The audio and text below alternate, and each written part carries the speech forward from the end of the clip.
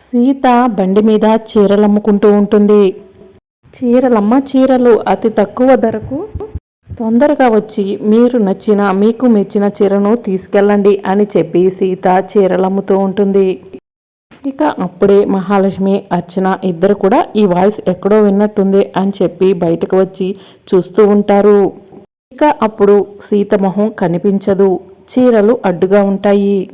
ఇక మహాలక్ష్మి అర్చన ఇద్దరు చూస్తూ ఉంటారు.